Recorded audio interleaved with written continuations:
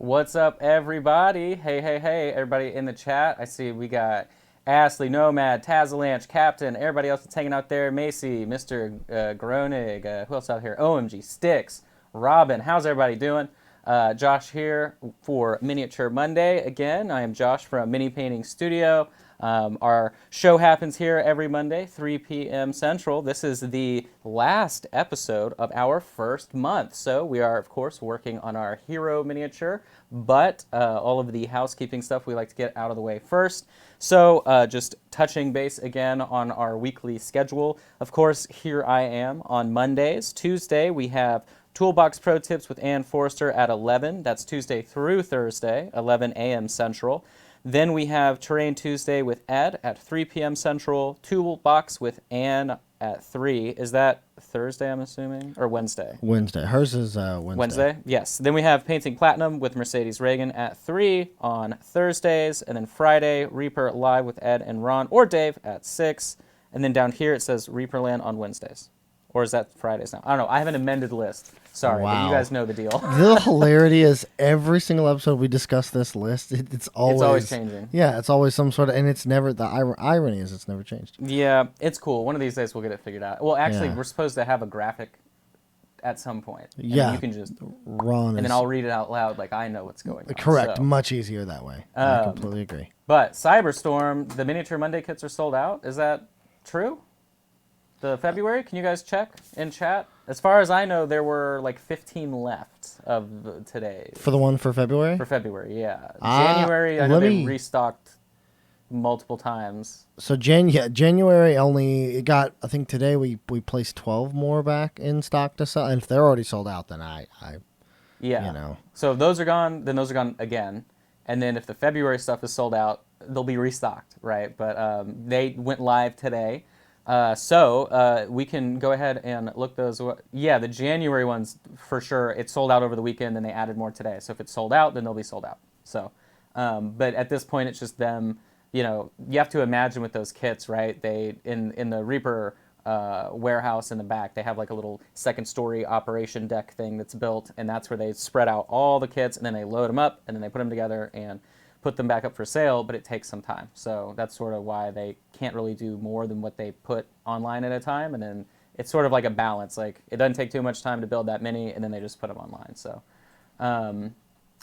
February sold out, and there's 7 more for January. Well, there you go. So that's the fastest we've ever sold out a kit. Thank you so much to everybody that's bought one. So why don't we go ahead and look at everything that's going to be happening for February. So come on in on the close cam here.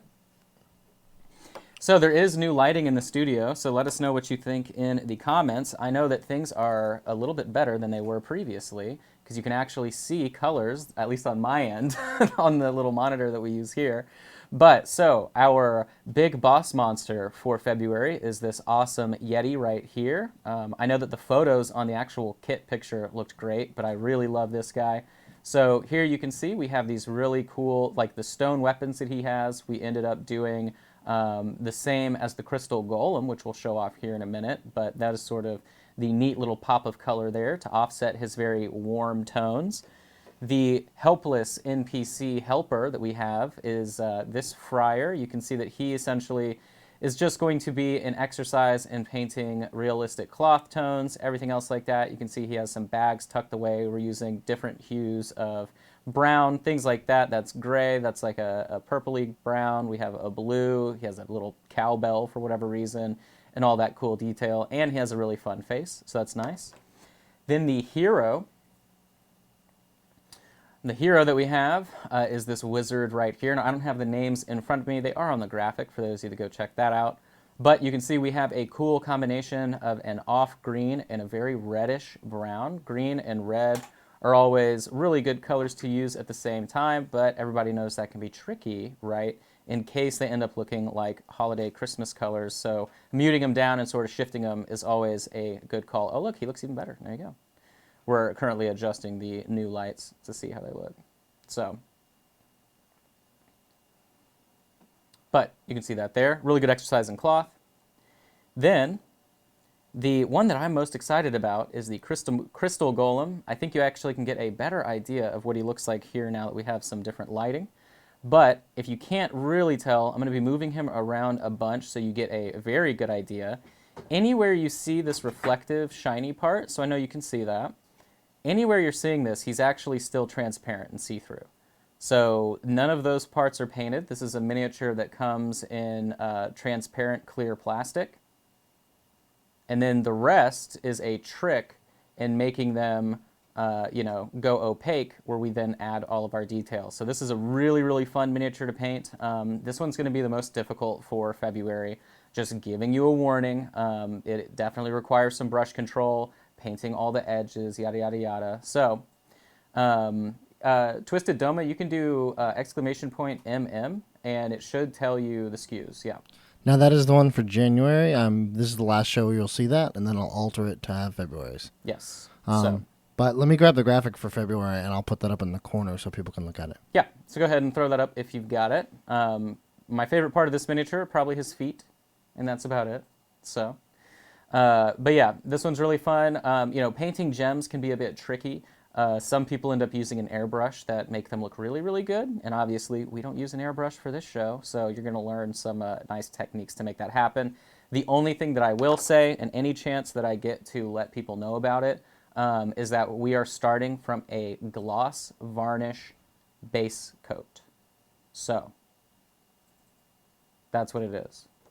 But yeah, everybody should coat this in some kind of either matte varnish or gloss varnish. And like I said, if you're going to be following along at home, you can do that. You can probably get close to the same effect without doing so, but that's just going to help speed up the process. So, but those are the miniatures for February. The kits went live this morning. I know I shared it out at like 9 in the morning when I saw it, and then I know that John shared it out again right around lunchtime. So it is sold out. It'll be restocked, and you guys can get that. Looking at our January, first kit that we're finishing up today. So, of course, we painted up this big boy last week. This is the Ice Troll. It was just an exercise in painting skin. Let's see.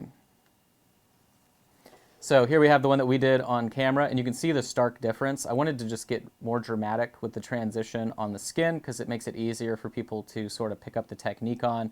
This one's a little bit more nuanced. This one's a little bit more just rough application, so that way you can practice it and get it down faster at home. But so we painted him up last week. Then the other bad guy, so to speak, smaller monster, was our puppy here, the Warg. This guy was really fun. Of course, the version that we painted had red glowing eyes. The helpless NPC was Oswald. We had a good time painting him. And the hero that we are working on today is our dwarf. So you can see him here. He's wearing the same cloak as the fur on the Warg. He actually has some metal. He's like the first guy that we really get to work with that has metallic weapons and other things like that. And otherwise, relatively simply easy. Now then, of course, we also have the Zenithal highlighted version. You can actually see the details a little bit better because we don't, we haven't shaded the whole thing down like we did on this version. So you can see the difference here, but this is our starting point for today. Justin can also drop in the chat. I have a URL to a preparation video for this miniature. Every single month, one of the kit comes with a metal miniature as well. I know some of you are less familiar with painting metal than others who may have only dealt with bones or things like that.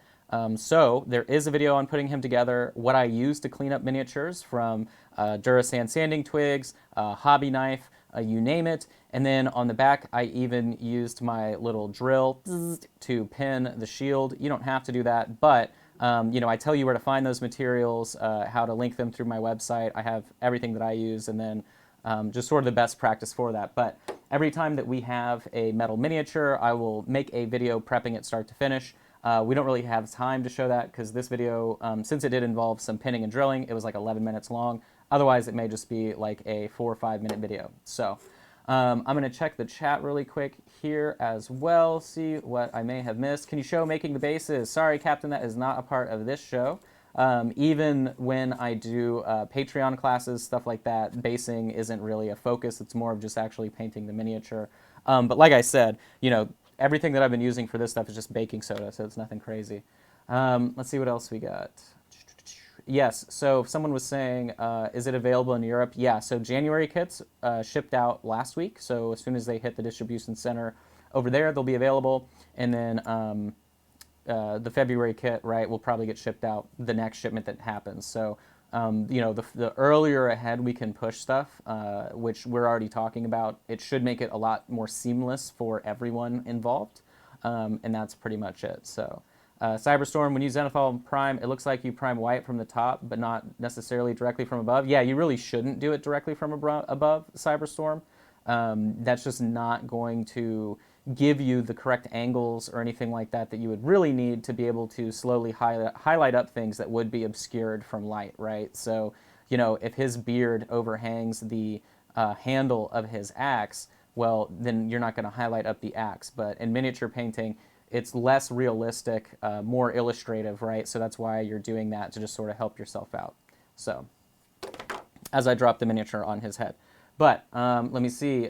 You do gray primer, then white directly on top. Macy, that's definitely a choice, but I always do it from black. That way you're going to get the richest transition that you can. Sometimes if I'm doing something really high quality that I want to utilize that base coat for, I will do black, then gray, then white with thinner mixed in, so that way it fades and tapers really beautifully. But otherwise, all you need is black and white. Unless you just don't like a lot of contrast in your miniatures, I know some people don't, then yeah, you can go from a gray, but going from black to white will always give you a broad enough base to start with, so that way when you paint on top, the intensity of the shadow that you lose from the drying pigment leaves you with a really good starting point. That's kind of like the trick there. So, but I believe that's it, and yeah.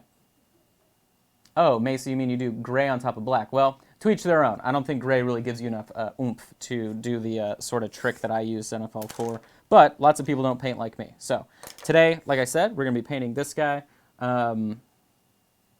We may as well get started, really. I mean, I don't have any. I mean, we'll plug everything else we need to plug throughout the show, but that's pretty much it. So. I'm still trying to locate the February graphic since Ron seems to have hidden it. Aha. Painting yellow. What do you mean painting? What about painting it? We don't have yellow, Rainbow Sculptor. Shouldn't you be working? Also, your command is up in chat for the YouTube video. It's !mini assembly. Ah, fancy. So, what we're going to be doing first is just base coating our metals. So what I'm going to do here, we're going to start with our honed steel. Let me know in the chat if you want me to go over the paints we're using. I know we do that every single time, and I don't know if it actually is important or not. So if you believe that I should show everything that we're using for this month, just let me know. Otherwise, we'll just pretend that everybody is aware, and that's how we're rocking and rolling. So, but we're going to go ahead and start with the axe here. And I'm going to coat everything. So there are other parts of the weapon, like the runes, that we're going to paint with our gold or whatever. So don't really have to worry about that. By the time this is dry, you can just paint on top of it, and it's not going to make a huge difference in your life. Then, so let me see on the front, anything else that I did that was silver. Nothing, oh, there is a little bit of chainmail. Okay, we'll get that. And the inside of the helmet. And that's it. Okay, so back around here. Do the chainmail skirt, like so.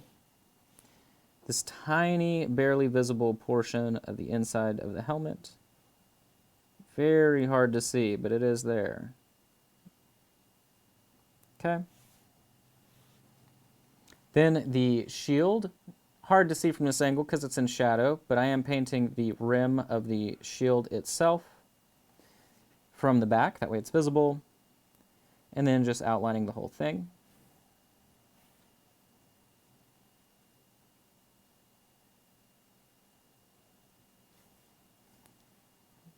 Real world ending stuff here, I know. But So we've got that. Where's our finished boy? Here he is. Just want to see what details I did in the silver. So it looks like the sort of top part of whatever this is. I'm assuming it's like a mace on the back of his shield or just some kind of odd symbol, whatever it actually is.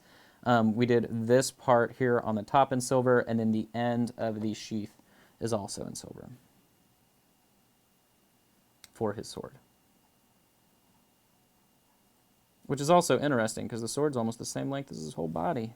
But he's a dwarf, so I guess it's okay.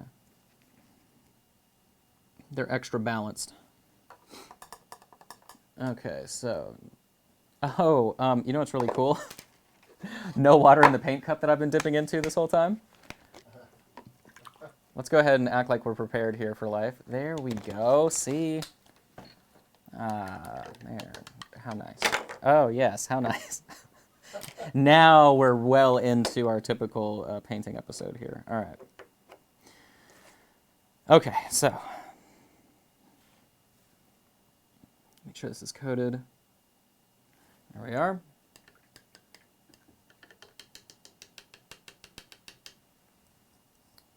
All right.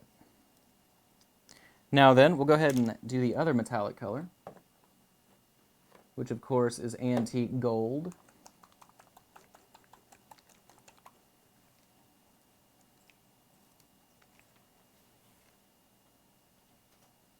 Get a little bit out there.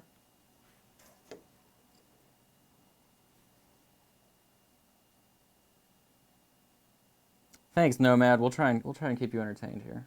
Oh, bye, sibling. Have a good day. I hope work is easy and quick. So, I'm going to just paint over the runes here.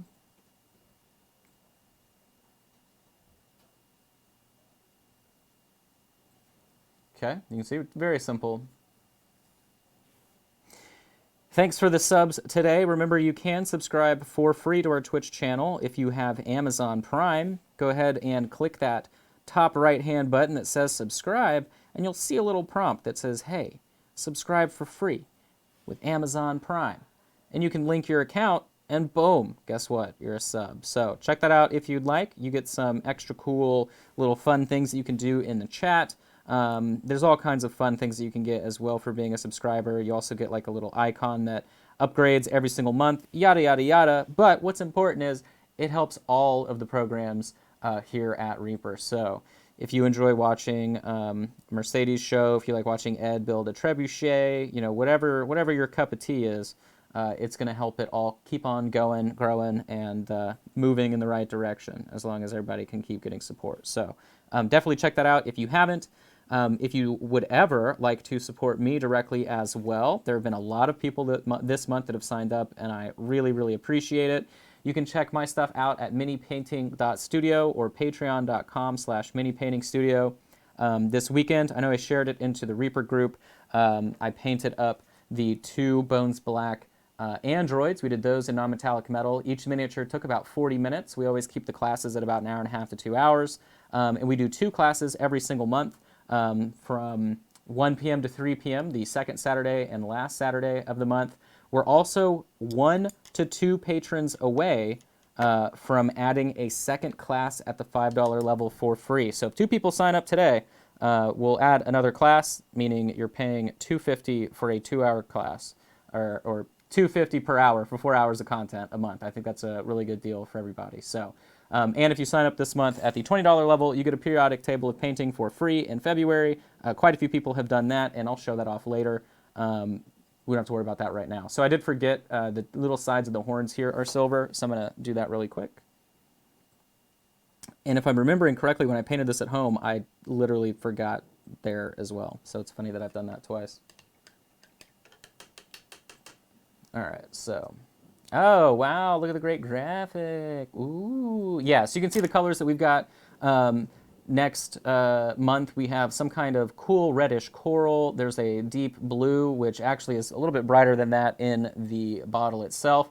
We have Ghost White, Surf Aqua. It's deep red, I believe. I can't really read it on the screen. And then we have Highland Moss, Dark Elf Shadow, Brains Pink, and I believe that's Tarnished Copper, which you would think is a metallic color, but it's not. It's actually a really nice bronzy brown. So But all those colors are really cool. They give you a nice, really. What's funny is, the palette that we're working with is a really earthy palette. And all of these work well together because of their saturation intensity. But looking at the actual color selection for next month, you wouldn't think you would get sort of a cohesive vibe from all of it, but you really do. So it worked out nice. But yeah, that is the February kit. It's SKU 95002 if you just want to search that on the Reaper website, and you'll be able to get what you need. So, and then I did also bring, since they're sold out, that's good because I brought a bunch of stickers today that they can then add to the next kit. So if you missed out, just come back in March and I might have some stickers there for you. But now with the rest of our gold color here, all of these little details I did in gold. So he has like a little patch up on his shoulder. I'm calling it a patch. Can there be metallic patches? Is that the correct term? Whatever this is, a little symbol. And then on his beard, any of his beard jewelry, I'm doing in gold as well. Now, if my beard was long enough to constitute beard jewelry, I probably would do it. However, I'm not really there. I kind of like the shape of it where it's at today, so. But I would be a large proponent of beard jewelry. So we have that going on. And then, the wrists and the things on the shoulder as well also were painted in that gold. So we're going to go ahead and get that moving. So you'll see there is a sort of inlay pattern on the tops of the shoulders. It is relatively dark here, but when I add the gold, it'll pop. So you can see what I'm talking about there. So I added the actual colors from January kit. I assume what you're using right now is part of the core colors? Yeah, so the stuff that's in the core colors are Noir Black / Nightmare Black, whichever it eventually got fixed to. And then there's also, I believe, Intense Brown, Hone Steel, Antique Gold, Linen White, I believe is the white. And how many is that? That's the two metallics, the black, the white, and there's two other colors. Oh, Intense Brown. And I don't remember the last one because there's 6 colors. So. All right. But yeah. I'll go ahead and get it probably on screen and trimmed up so that people can see at all times. There we go. And then I'm just going to go ahead and paint the little banding on his wrist guards this color as well.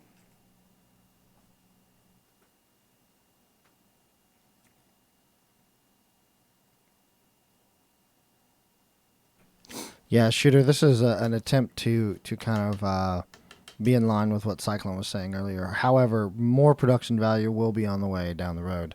This is just gives you more of an immediate reference. So it's kind of a Band-Aid for this stream and maybe the next stream or so till I get something better put into place. Oh, down below with the... Yeah, maybe like an interactive widget even. That'd be cool. I got some stuff in the pipeline. Whenever I do my Patreon classes, I just have the color palette up in the top right because my hand traditionally will never be over there, right? And so I just make a grid out of them. So sort of where you have right there is smart too, and you could do that with whatever colors for the month, or plus you could do then core set section right there, whatever. But as long as it doesn't really take up too much room, I think that's sort of the smart place to drop it. So wherever it's at now isn't too bad. I agree. I'm going to get the core palette up next here pretty quick. So since that's what you're actually painting with as of right this second. Cool. All right. So, and then I also saw, is there a reason why we're doing metallics first? No, there's no reason to do anything on this miniature first, to be honest. Everything's going to get washed out at the same time. There's no real fancy, smancy anything that we're doing other than the blue cloak, and that'll just require a wash of blue, and that's it. So now what we're going to do, we're going to take our dark skin color and some of the bronzed no, we're going to use, let me see. Yeah, we'll use the bronze shadow and dark skin. Bronze shadow looks crazy different on screen than it does right here. I'm just assuming that's the graphic, but yeah, bronze shadow is definitely more of a warm-toned kind of golden brown. So I'm going to take these two colors, slightly move the palette down a little bit there so you guys can see. Okay, there we go. We'll put it up there. Okay, there we go. Right about there. And the dark skin.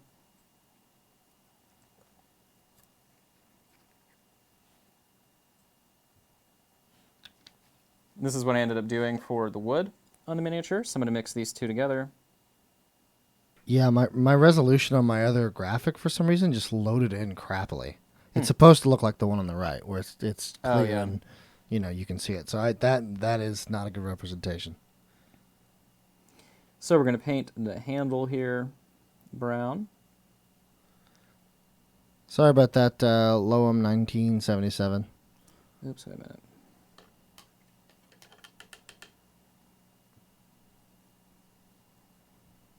The end of the handle there should be silver, sorry. That's why we use a wet palette, so that way things don't dry out on us real quick.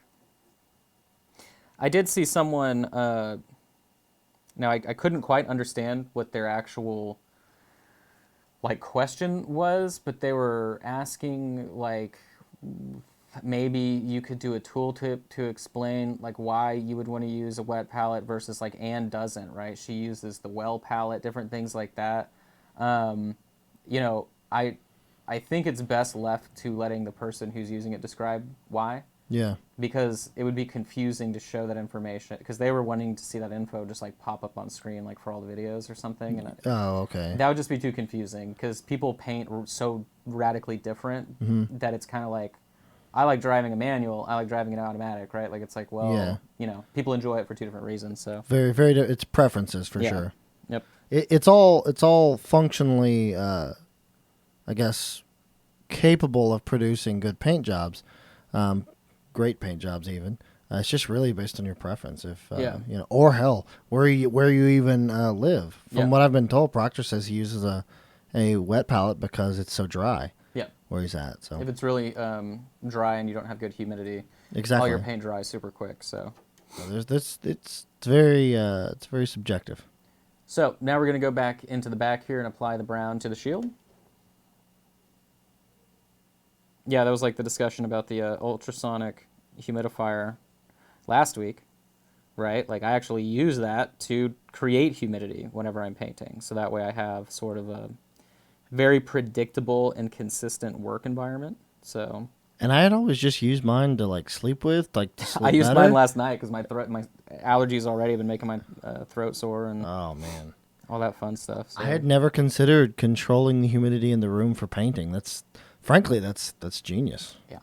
The more consistent and predictable your painting is, the faster you get, the more comfortable you get. Which, of course, we're talking about, it's funny, you could speak to someone that just started miniature painting, and they're they only care about buying something and painting it, right? And, that's the exciting part. And then you talk to someone that's like me, and I'm like, well, how's the humidity in your room? And they're like, what? It's such a specific, weird thing to even consider, but it does make a large difference in your painting experience, especially, when I hear people telling me oh, I have problems doing X, Y, Z, I'm like, well, I wonder if that's because of your environment, so, but you do anything long enough, you figure out sort of the root cause of some of your problems, which is always a good thing. Now I'm hitting the back side of the shield here, which you can't really see just because of the shadow, but I am making sure that it's painted. I see it. Oh, okay.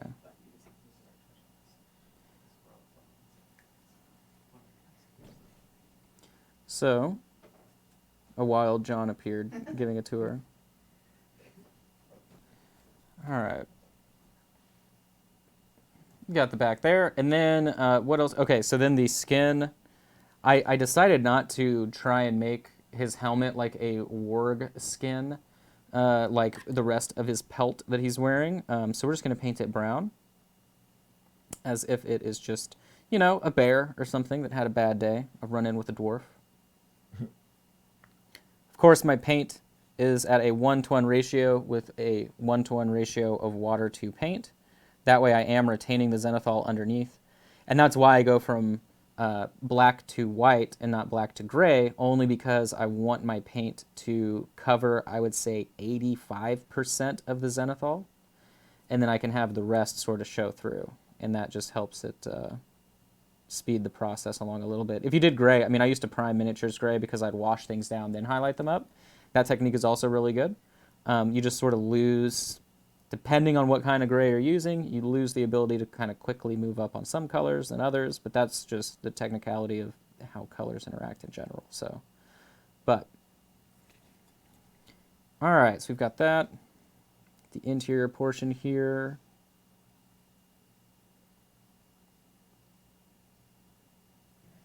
Okay.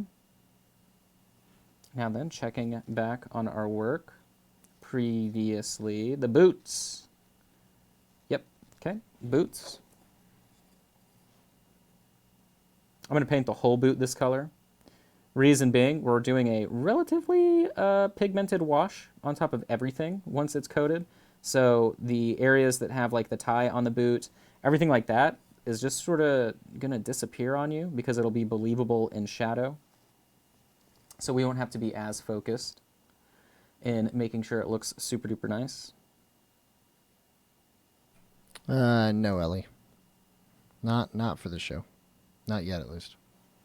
When we get our kits a little more ironed out as far as like supply and demand and stuff, we will very likely be giving away kits. Yeah. At some point. But as you all have seen now, they just sell out. Yeah, correct. So because we've sold out, it's... Like, guys, I don't even have kit number 1 myself, and I like should have kept one. Oh. Like, I don't even own a kit. Fun fact. So. I'm gonna have to organize this, but it's not hard because it's actually very easy. But Jacob Jansen decided that he was going to graciously gift you one of each of the kits. By the way. Oh, that's what he said? Yep. What a dork. Sent me an email. Well, what's funny is I was like sad about it over the weekend in a Patreon class, and he was watching, and so I'm sure he was like, oh, "That'd be nice."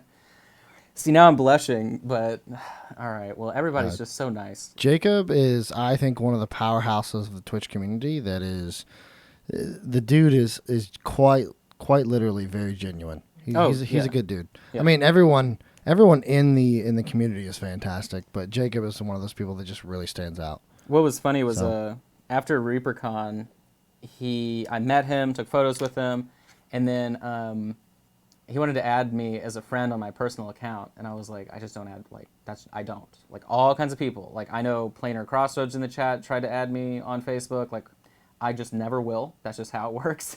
But then once I met him and I knew who he was, and then I saw I was like, oh, yeah, I'll be, because he, like, genuinely cares about, like, supporting any artist he meets, which I think is awesome. So, and that's not just, like, he follows other artists that do other random art on Twitch as well. So it's not like he's getting paintings, he's getting, anything that he can start to sort of collect. I feel like eventually he's going to have this huge gallery that he could open of being like, look at all of this art that would never actually hit a gallery. Yeah. Type of thing, you know what I mean? So, well, that's nice. He actually got one of the, I think we only had 6 of them print. No, we had 10 printed, but 6 of them got shipped out. The Mercalore from the Bones 5 Kickstarter thing. We had the promotional. We hit 1,000 subs and then did a special giveaway. And he has a signed Mercalore poster of concept art that we sent him. And then I know he has stuff from Mike Disney. He has something else too. I forget what it. Oh, C-Knot with the big old raid, the fat raid. Hey, C-Knot. How you doing, buddy? A series of videos about tools of the trade could be useful. Yeah.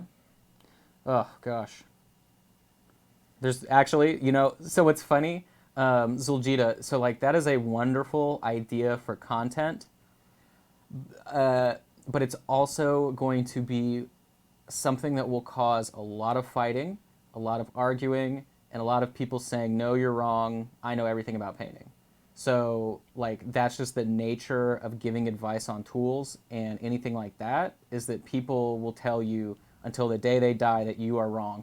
Like, even if it doesn't matter. So, it's cool. Actually, like, if we just uploaded them to YouTube with comments turned off, yeah. You know what? Just like throw them up. We will, yeah. Because that's the thing. Like, so what's funny, if you've ever seen it, the discussion between should you prime a Bones Mini or not, you know exactly how well those discussions go. Those get pretty heated. We actually, when we talk about that on Twitch and it comes up in chat, we tell people very quickly, hey, keep it civil, right? Like, let's everyone's entitled to what they think. We have obviously what we've put out and what we've said a million times, but people will always feel or think differently. That's the beauty of the world we live in. Everyone can do things differently, and it's okay. They're all okay. Which is why too I like Anne's show, because it's another like higher level painter, but you're literally seeing functionally someone that paints completely different than someone like I do. Correct. And it's, you know what I'm saying? Like, it's literally like, well, you can get great results no matter what, but you're physically watching two things that don't coincide. So, Yeah. you know. So we went ahead and coated all of our browns.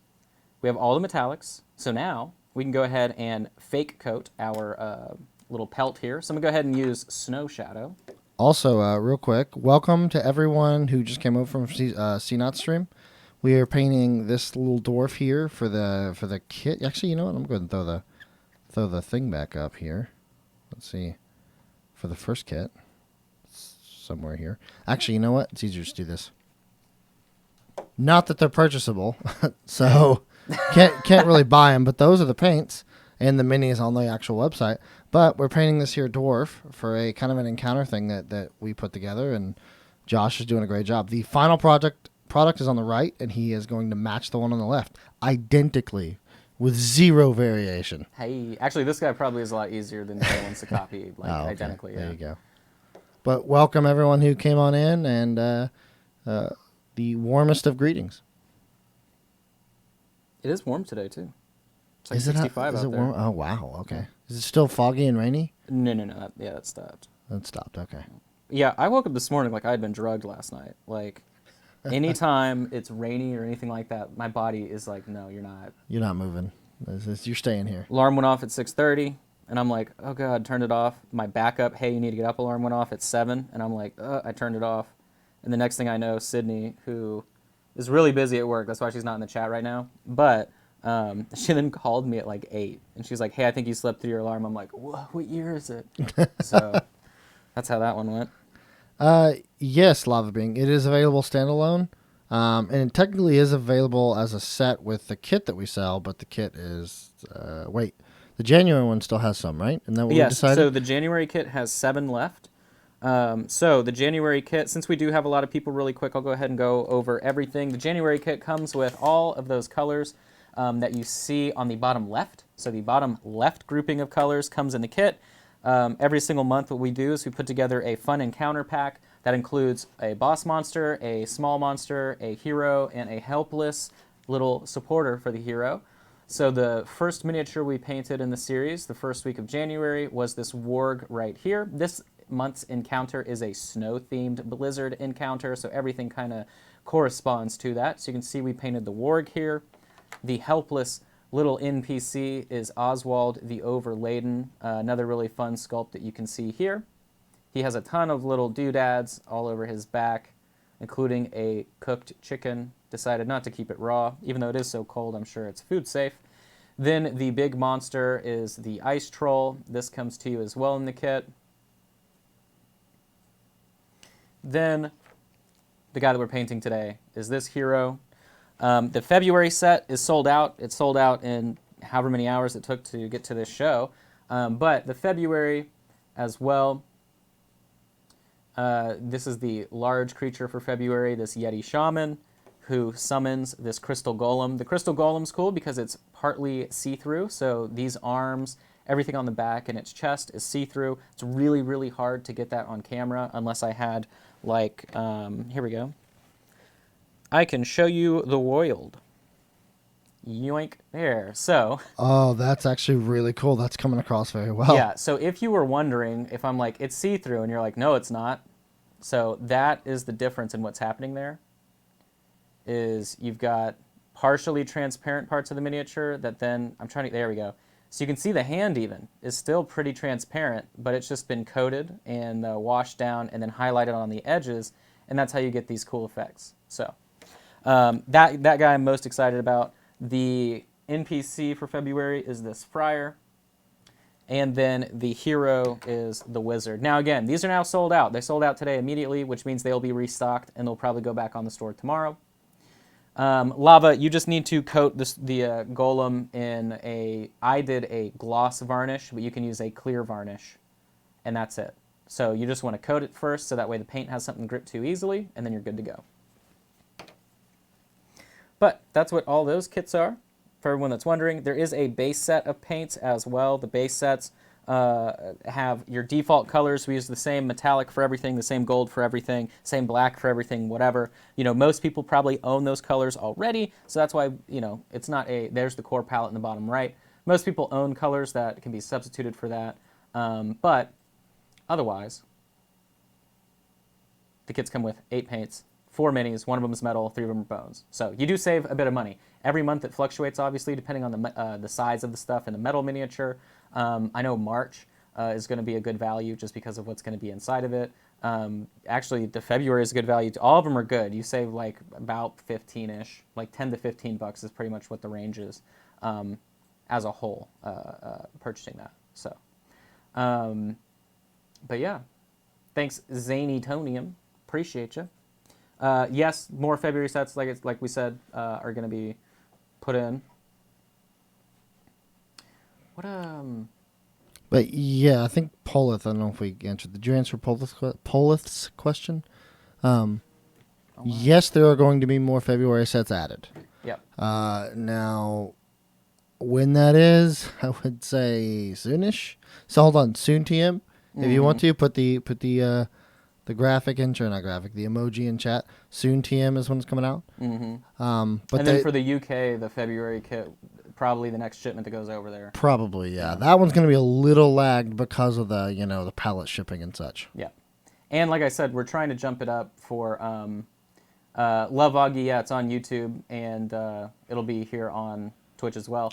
But for the next season, starting in April, I'm trying to get us a full month ahead. Oh, perfect. And then that way, everyone has lag times. That instead of giving everybody a week to get everything together and on the store, it'll give them at least 2.5 to 3 weeks to do it. So okay, perfect. Yeah.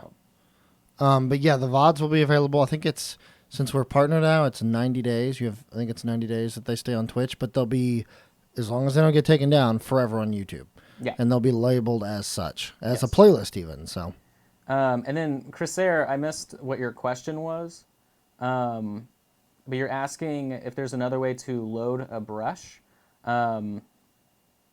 So if you can re-ask that question, that would be awesome, because I definitely do not load. So I know what you're talking about. That's a specific technique, but I was just wondering if you were asking me directly, like what I'm doing with the brush. So definitely hit that back, and I'll try and help you out. All right, and then the last little part we had right here, in the back.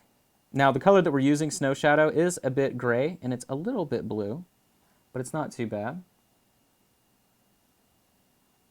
Apparently you missed the wood on the axe handle just below the axe head. Oh, did I? Oh, yeah, a little bit. Oh, there you go. Chrysair asked. Watering down paint similar to you. Yeah, so that's a very long answer that I know I did, I think on the first stream that we did, talking about the wolf, because the wolf is all about using like a brush loaded to let the paint sort of run off.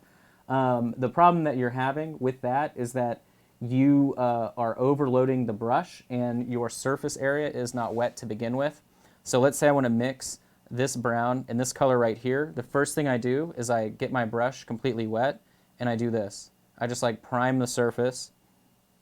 I'm going to get some of this brown right here, mix it right there, get some of that, mix it right there. Now I have a 1-to-1 ratio of water to paint, and as long as my brush is also fully wet, meaning it's really pliable, etc., I'm going to have complete control over all of this. I can go as thin as I would like. I can go as thick as I want. It really makes no difference. The paint is not going to run out of the brush. I really do not suggest people paint using a paper towel or any of that method, because you're never going to learn the actual nature of your brush, because you're relying on a tool to pull all of the water and control out of your brush. So yeah, you'll still be left with a thin layer of pigment, but look, my brush is still active, and that was like 45 seconds of it just existing in the universe. You can't do this technique. I mean, literally, I can paint on my wrist for days here. It's like crazy how this is just going to keep coming off of the brush. And if you're wicking it on something like a paper towel, you lose that completely. If you are really serious about learning how to paint, literally controlling the paint the exact same way that I do, go to minipainting.studio.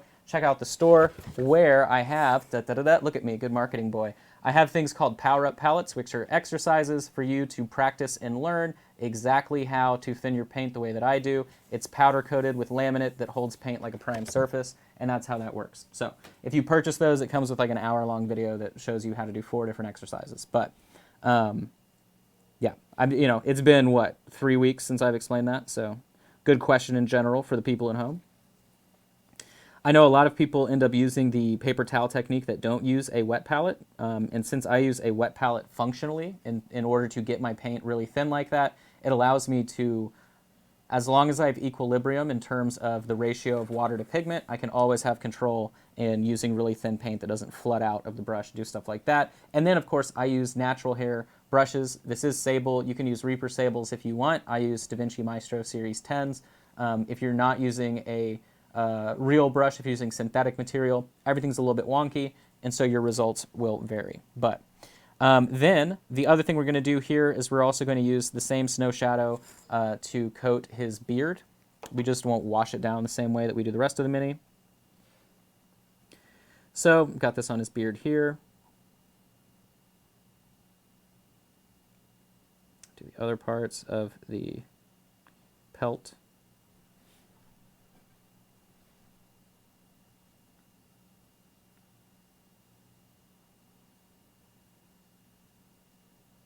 Also, Zap, I believe, right? Who needed the colorblind palette. He was in a chat last couple weeks. I didn't realize he was in Canada, so I for sure cannot ship you one. It will not survive international shipping. But I do have, if you are a colorblind painter, I'm sending him the digital version, which will work the same. You know, you just have to print it at home or use it on a laptop or tablet whenever you're painting. But I know that there were multiple people that were doing that, so I'm going to clean up the digital file. And if you are someone that's colorblind, just let me know, and I can try and help you out too. But yeah, anytime I'm giving away something like that, it can only really be in the U.S. I wish I was, rich enough to stock stuff overseas and pay people to ship it for me, but not that cool. So now that we have that done, we need to look at whatever else we're missing. We're using some of the moss shadow. Shadow green. I'm already thinking of the green for next month.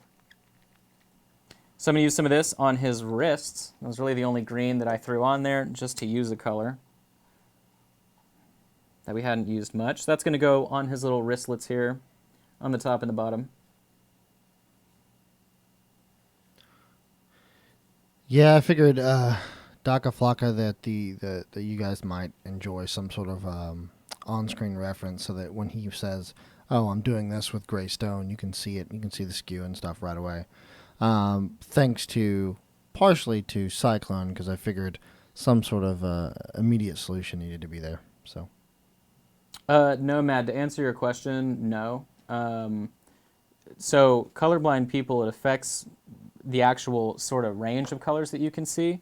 And so if it is an annotated periodic table of painting, like I've put together, I literally can tell people what colors are shifting where. So, if it's like this is the lime green section, you know that that's different than the blue-green section, right? Like the way that it's laid out. So if you're colorblind and you have like the red-green issue, these sections are all annotated, so you know exactly row by row what color is shifting, as well as when you move up and down.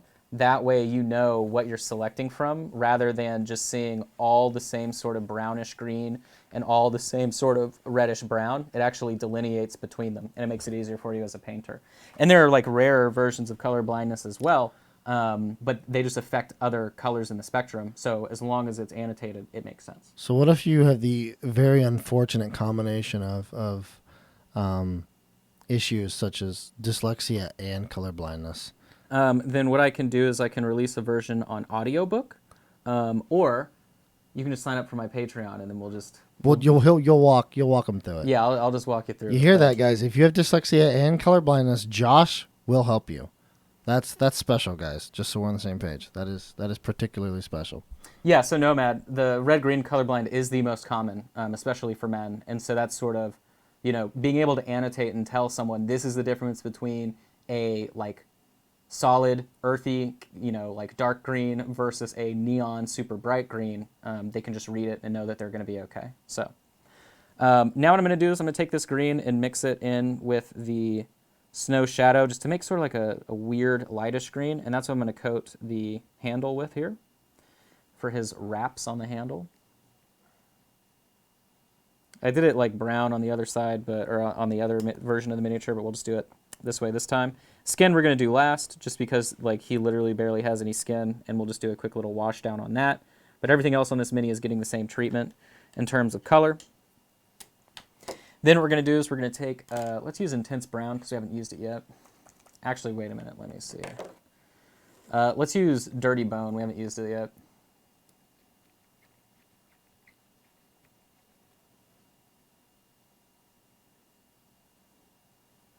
Oh no, not it affecting the color comprehension. More the numbers that he's using to annotate the color. Yeah. So like 47 may not look like 47 to you if you have dyslexia, even if it is only 2 numbers. But there's varying degrees. But if you have a really strong or difficult time with numbers, then it could potentially. But that's so. That would have to. I imagine that's rare enough that it's not really a concern. Yeah, and I mean, if the thing is, if it's that, all you have to be able to do to use the chart is you go, all right, I'm painting on color 8, and I want to know what a good complementary color to use with number 8 is, and then it says add 8 or subtract 8. Then you go, okay, cool, 16 is the color that I would use. And then you just look on the chart. So, dirty bone looks green. You mean right here, up at the top? Interesting. It does look like it has a little bit of a green hue. Is that on purpose? No. Oh. Yep. Dirty bone is more of what I would say like a skin tone, but gray. So it almost looks like a really desaturated teal to me. Teal? Yeah, it almost looks like this color right here. Yeah, on the handle. Yeah. Wait, handle? Yeah. Oh, right the handle. there. Yes. I thought you were talking about the horns. Yeah. No. Yeah, Sorry. yeah. No, that's green because I mixed. Okay. I mixed snow shadow and the green. Yeah, perfect. sorry, so that is a part. mixture. Okay. Yeah. Wow. We're on the same page. I was definitely confused there. All right, so we're pretty much ready to rock and roll and make a wash. That's what we're gonna do.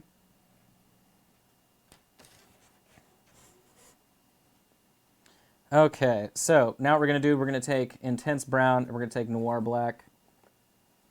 We're going to create a bit of a wash here. I also couldn't imagine being really into like miniature painting or just kind of painting in general and having severe color blindness. Like, because you can have multiple different types, right? You'd be surprised, because there's someone that like has a Facebook page that is relatively new, and they want to become like a well-known painter type of thing. Sure.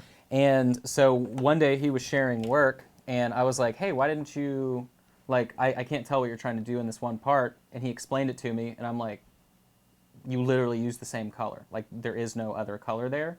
And then he came at me sort of like mad, and he's like, oh, well, being colorblind kind of makes it difficult, right? Yeah. And I'm like, oh, I didn't know that. Yeah, that's fair. Right? That's fair, because yeah. you would have no way to know that you're using the same color. Mm-hmm. But it was interesting that it was, I feel like if you do have that issue, you feel defeated about it, right? So, because I taught graphic design for a while, and 2 of my students were colorblind. And so I didn't have what I had made here yet, but so I always had to go to them, and they'd be like, hey, is this a different color? Because I can't tell. And I'd be like, yes, this is brighter and more intense. And they're like, cool. Okay. So, a lot of people, because it's one of those things, like if you literally are born with it and you live your entire life with it, you do sort of figure out obviously how to live, right? But when you get to something artistic, it can be a challenge unless you sort of like know this plus this means something that different than I see or whatever the case is. So I guess what I meant more specifically from the angle of never really being able to appreciate all the saturation of all the colors together working together. It's at some point you just go, well, I mean, it looks like this. I've been told it looks really good, but you can't really see those colors. Kind of like was it Beethoven that was deaf? Yes. Was it okay? Yeah. So like he composed, right? But or is it Mozart? Was it I don't know. One of them was deaf. Yeah. Right. We know one was So, deaf. funny side story. I did. What's the Texas competition stuff when in school? What is it called? With the music stuff? Any of it. There's music. There's math. There's UIL? UIL. There it is. So I did UIL listening, and what that was literally memorizing. You had to memorize 80 classical music songs, and they would play you a 5-second clip, and that's what you had to recognize is who did it and what year. And so I won that, and then I also did UIL storytelling, where you listen to a 10-minute story and you have to retell the entire thing, and then you have to read a 9-paragraph story and you have to rewrite a 2-paragraph synopsis or a 1-paragraph synopsis. Wow. Yeah, really weird activities, but I think they really kind of help your brain figure out how to remember stuff quickly, I guess. But very odd activities. But I'm really bad at math, so. So, Ziljita said that. Let's see here. Okay, yeah, they said that Beethoven became deaf after composing for a while, but it looks like I think Mozart also deaf? At some point? Let's see here. Was Mozart? I was speaking of the one that was born deaf. Was that Mozart? That had to have been Mozart. I'm thinking. Yes. Okay. I could be wrong. But I it's don't just know. What have we done? I don't know. Rachmaninoff. Mozart was not deaf. Okay. All right, so what I've done is I have probably a 4-to-1 ratio of intense brown to noir black, and then I've added, you can see it here at the top of the palette, right there, and I've added probably a 4-to-1 ratio of water to paint. Here we go. There we go. And then we're just going to apply this to everything other than the pelt. So we're going to apply it to the beard. Oh, your girlfriend said that Mozart lost his hearing in his mid-20s. Oh, there she is. Like, was it a complete loss of hearing? Ask the chat. Well, I kind of am. Easier to ask me. Yeah, I know. You're my expert on music here, Josh. Come on, let me know. Oh, I'm the expert? Yeah. Oh. That's I am. Yeah, I guess. Of all the people in this room, as far as classical music. In this room, yeah, exactly. In the music zombie apocalypse, we're a little bit in trouble, but either way, I guess the analogy still applies. Imagine loving something enough that but you can't really enjoy it because you can't hear it very well, right? Or see it very well. I would imagine it would be a labor of love. Yes, and a great challenge. I mean, I'm sure too. Like, if you're someone with color blindness and you paint something and someone goes, "Wow, I love the colors," I'm sure you're like, "Cool," like, "Hey." It's even harder for me to do that, so I love the fact that you enjoy it. I love that there's actually, when you look at chat, it's back and forth. It was this, it was this, it was this. It doesn't seem to be anything, like, it's not one-sided or another. It's kind of funny. On this day, we will never forget the Composer Wars of 2020. I like who was it? Oops. Someone said Mozart was just broke. He was poor, not deaf. Oh yeah, right. Yeah. Like all good artists. All right, so washing down everything other than the blue pelt, you can see right here, it looks a little bit dark, but as these things dry, they sort of chill out in terms of intensity. Yes, Mozart could not hear the minis he was painting. Yes. But Mozart did paint minis. I have it on good authority. Yes. Josh said so. Oh. Washing the shield down. That's a good question. How long do you use a brush before replacing? A long time. A long time? Well, so, I mean, for me, a long time. But maybe 6 months. So, but for reference, now this year I'm not painting as much at all. But last year I did about 2,000 miniatures, and I went through I also experimented buying different brushes, so I spent way too much money. I probably spent $500 on brushes last year. Oh wow. But yeah, I mean, I would say every brush gets a few months worth out of me until I feel like they're too bad. But I also wash them every day. I take care of my brushes and make sure that I can get everything knocked out of the way. Cyberstorm, my record is 60 in one day, and it was the highest quality that I offer. So that was definitely a challenge, but it was someone going to a tournament that had to change their hotel, and so it cut my shipping sort of window down by like literally 36 hours, and so I just stayed up 24 hours and knocked out 60 minis. So Oh, to quote Blood Wild, that's why there was a song written called "Paint Me Amadeus" in tribute to his mini painting skills. love it. So now we're just waiting. So yeah, if you do have, I mean, I know we've been having questions in the chat. You can go ahead and just go to the big cam boy over here. Sorry, I didn't bring my drink today. Whilst we wait for paint to dry. We're waiting for paint to dry. Ooh, I didn't bring my drink, so I'm dying. Captain Rantaman asked if they could use Citadel washes and get the same look. I don't know. It's a great question. I don't use them. It's probably, so the last time I used Citadel washes was back when they had the twist off caps. Oh, wow. So That was a back while. when they were just inks, yeah. Not the crappy pots they have now. I mean, I don't, so when it comes to pre-made washes, everybody that watches when it comes to using a pre-made wash that you can purchase from someone else, anyone that watches, I wanted to put more words in between those two, my content knows that I will make my wash on my palette if I want something like immediately, or I just use Army Painter Strong Tone just because it's super thick. So when it comes to doing like all over washes, anything that I want to be uniform quickly and I don't want to like remix it on my palette constantly, I just use Strong Tone from Army Painter only because of how thick it actually is. You can manipulate it a long time. You can change it up a lot. I know GW washes are not like that. For this purpose, it doesn't make a difference at all. So yeah, you can use whatever you want. You'll get a relatively similar look. Like you could, I know Agrax Earthshade, you wouldn't want to use Nuln Oil because Nuln Oil is black. Agrax Earthshade is a little bit more brown. I just know that from everyone talking about it and showing it off. I have some behind me here. Right, so there you go. I've actually painted with their washes. I really like them, but I am not even remotely. I'm not an authority on what's good and what's not. I have no idea. And that's the thing too. It comes down like because some other people enjoy washes that are really, really runny, Right. and they don't like the other because it's thick. So like for me, it's just the way that I use it. It makes more sense for me. Preference thing. Yeah, just preference. Comes down to preference again. Yeah. So It's an art form, folks. Yep, but that's really the only difference there.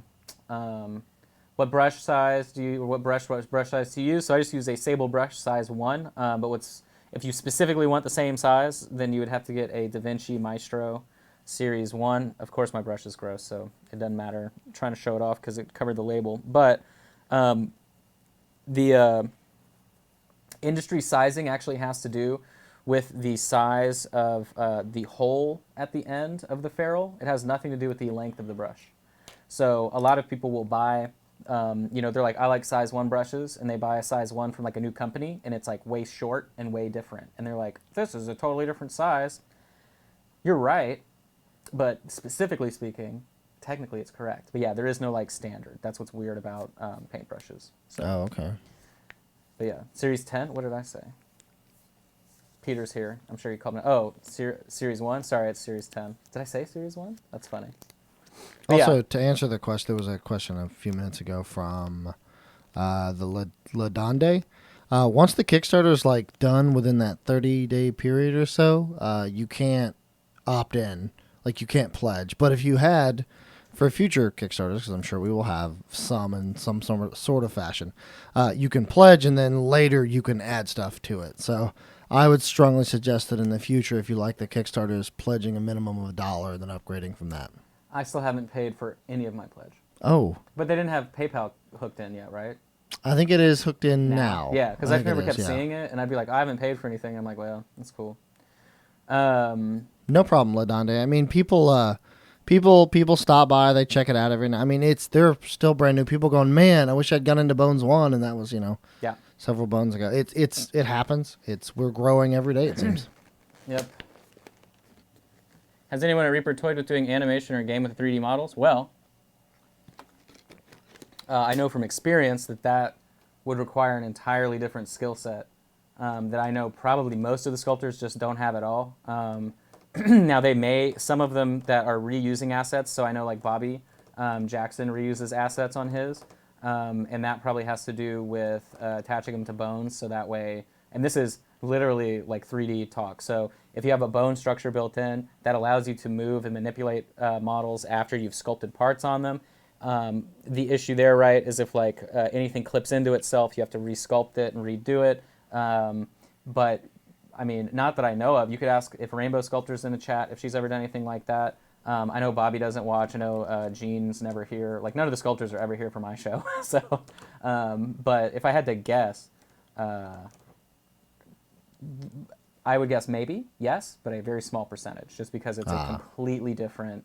I got you. Totally different ball game. Two different skills. I mean, when we were going over the Kickstarter, I thought that in order to buy in late, it was a premium, but that was if you pledge the minimum, then you could go in and upgrade it. I don't know that you can go in on the pledge manager now. So the late pledge isn't open yet. That's not open yet. Okay. So the late pledge opens up after, and it is more expensive. That's what I did for Bones 3. Okay, so you can late pledge. All right, there we go. Yes. Ladande, I don't know if I'm saying the name right. Ladande. You can late pledge. I don't know when that's going to be open. As of right now, I don't know that anyone knows. Because people are still trying to pay. Right. Yeah. So it's like they lock that in, and I think that also dictates sort of the price shift.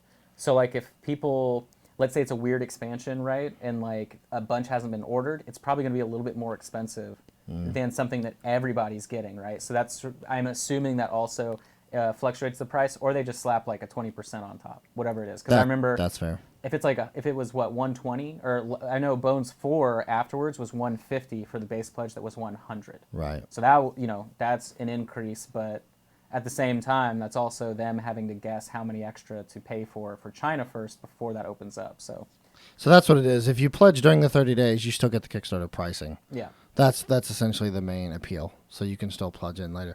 Fun fact: I have never backed a Reaper Bones project. Well, you're surrounded by them, though. Yeah, I am. Doesn't mean I don't enjoy the hobby and the people in the hobby. Right. It's just not really. I don't really paint much. There you go. So John says you can get in now. So there you go. Oh, it's just increased prices. So yeah. So then the late pledge is open. It's just you just see everything differently than what people do. So. All right. Looking at the menu. Oh, we're still waiting. Still waiting. Okay. Still waiting. In fact, you know what? I'm gonna go in and grab a link for the late pledge for anyone else that comes in.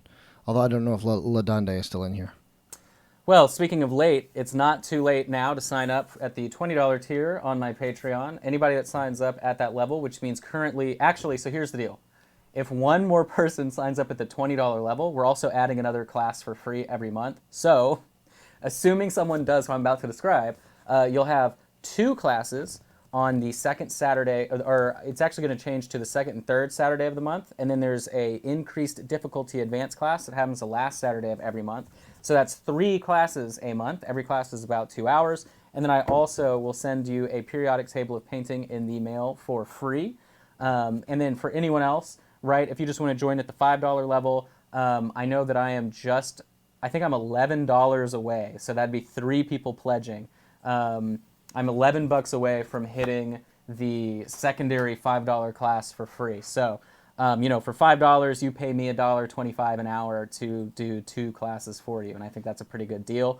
But whenever that happens, we also take polls from everybody that's a part of the Patreon program as to what the content is for those classes. So definitely check that out. You can see it again at patreon.com/minipaintingstudio. And I think there were 3 or so people that are getting these for free next month. But remember, if you sign up at that $20 level, you get, no matter what you spend, as long as it's $5 or more, you have access to 58 hours now, I believe, of classes. So everything we've ever done is available for you from the past, as well as anything in the future. And then you get one of these shipped to you in the mail. This plus shipping is $22. So you're pretty much getting one or the other for free. Obviously, the Patreon's worth more, so I'd say you get this for free. But or if you just want one, there's the digital version for $10, I believe, on the website, minipainting.studio, or you can get, the actual physical product and a giant poster if you want that as well. The poster, I got a new manufacturer, and it is a super nice Gilcree print on archival thick paper. So there's my promo while we're waiting for paint to dry. And you said that was on your Facebook? Wait, what? I'm sorry, your thing there to order. I was going to put a link in. Oh, the actual products are just on minipainting.studio. Minipainting.studio. But yeah, if you want to check out the Patreon, there's a link on there too. Or you can just go to patreon.com/minipaintingstudio. So, speaking as a happy customer, there are lots of good class hours on there. Well, thank you. I appreciate you.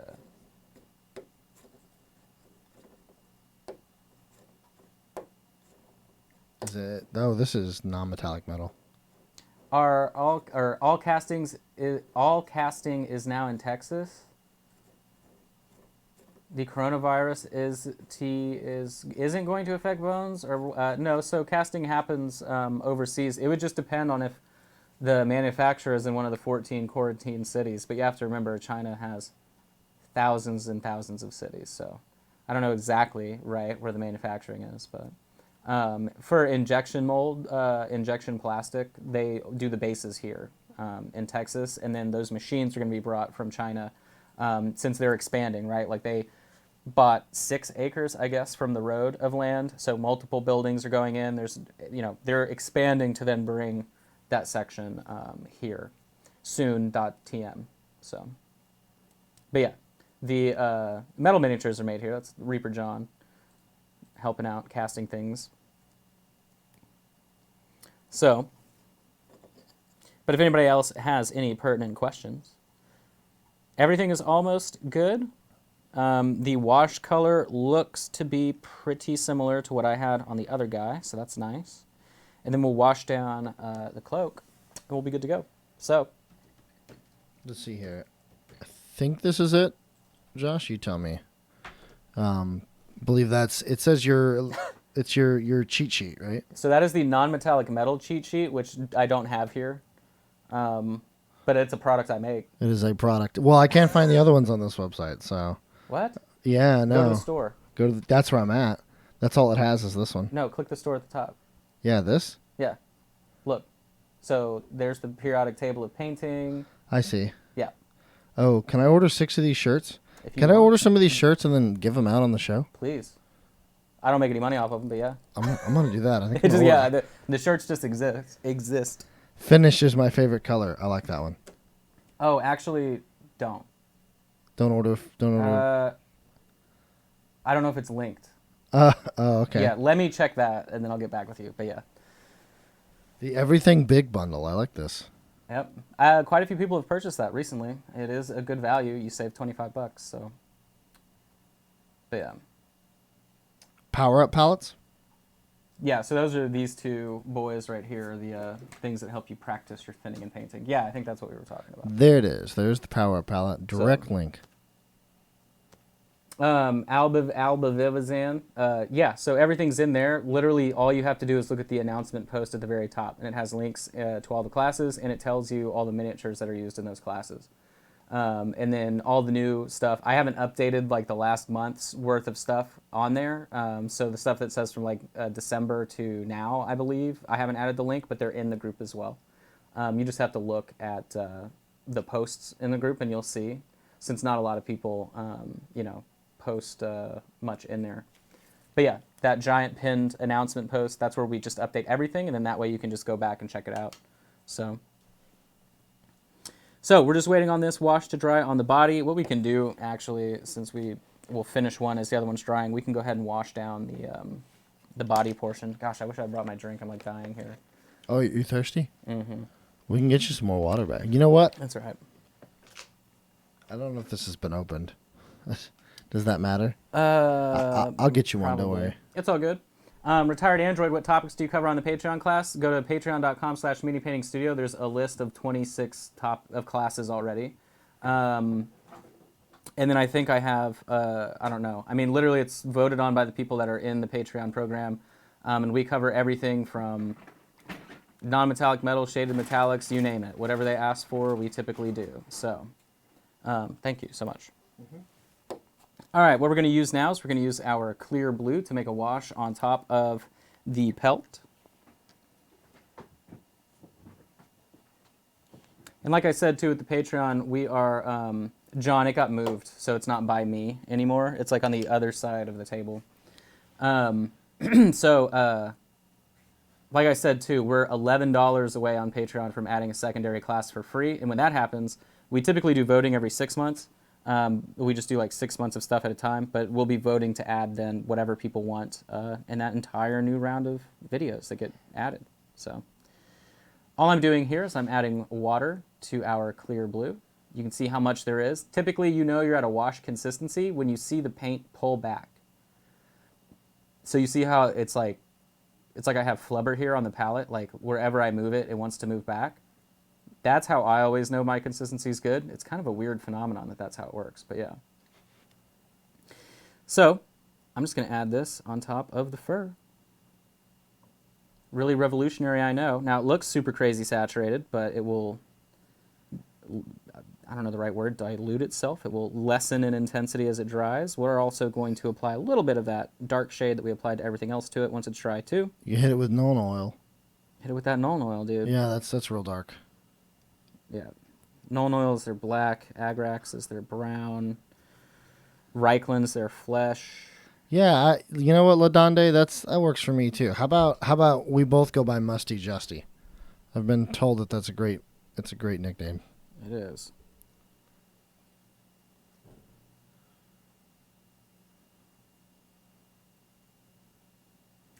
Actually, yeah, if you wanted to give the shirts away, you can do a giveaway and then just get their sizes. You see what I'm saying? Yeah, that's fair. Yeah. That way it's not like, all right, we have 2 extra mediums and a triple extra small. Hope they fit. You know what, Rings? You can call me Boo Boo if you really want to. That's like at ReaperCon when they give away shirts that are like quadruple XL, but it'll be like some tiny little person that's like, I got a shirt. It's like, now I want to make, 2 other shirts with it. Right. Now this is my painting apron, my painting Snuggie. Speaking of which, I'm not exactly small, and fun fact, it's not that easy to find onesie pajamas for me. Yeah. Yeah. But I found them. Oh, there you go. Just so you're aware. Was it an Amazon purchase or a Walmart purchase? It was given to me, purchase. There you go. I hear a creature. A wild Ed appears. A wild Ed has appeared. You want to say hi, Ed? Hey. Hello, everybody. That's my Justin impersonation. That's I was about to say, who is this Little person? voice, right? Hello. Hello. That's great. Oh, this looking good. It is, isn't it? All right. The So, white- like I said, the blue is going to be super intense until it dries out. I mean, this is what it looks like when it dries. So, you can see it's a lot more intense, and then we're going to shade it down with the same wash we just made. And then we highlight it all up, and then we're going to be done. It's going to be great.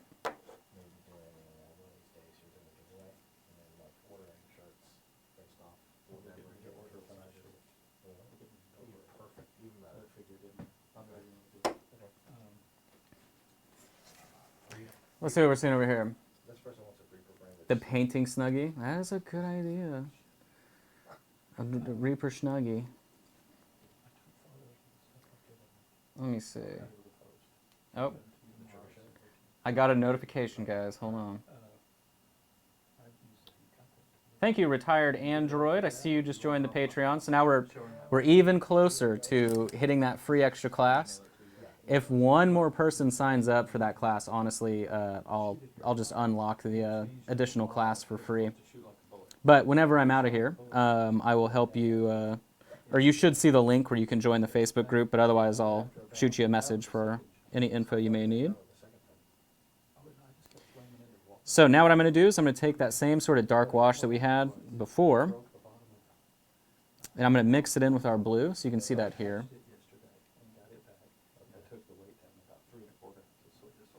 And then I'm going to wash this on top, just sort of in the front, up by the arms.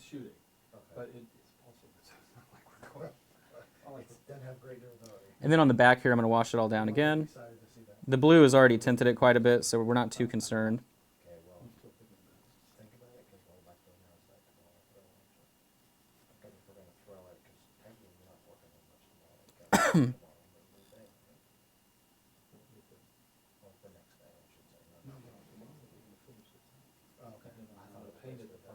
All right.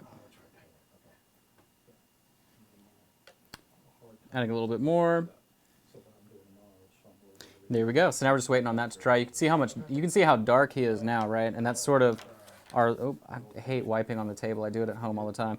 So then, right, our mission is now highlighting back up with this guy, not that hard, but it will look very nice. So, a blow dryer. When someone's saying room temp air and the minis of speed dry. Yeah, I'm not a fan of a blow dryer rings. It's just too much. I don't know. I use my airbrush at home, so. But let's see.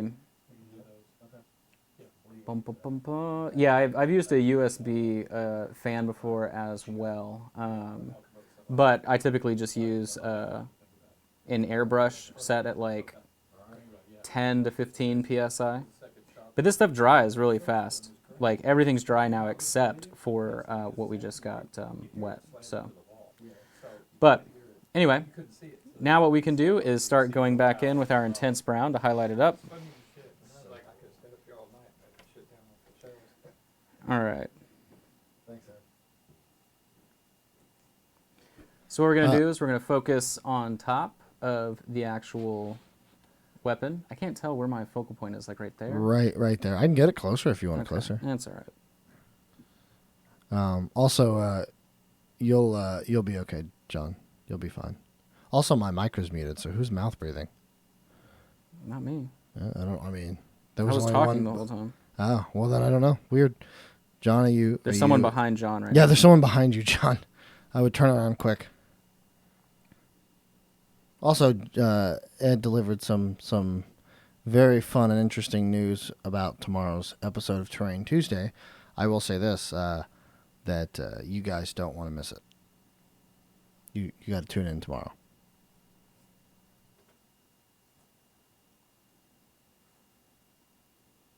All right, so we're just highlighting up the wood grain. And then we're going to do the same on the back. I'm just using directly intense brown.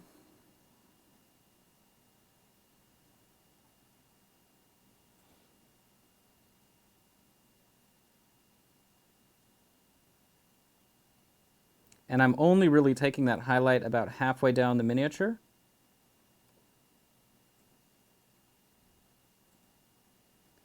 That way, our nice shade that we applied will look even more realistic if it's tapering down towards the bottom.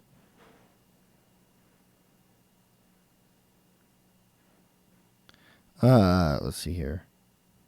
Yeah, Cesar, he's going to siege an actual castle. And Noni, it's at 3 p.m. Central Time, so depending on where you're located, based on that.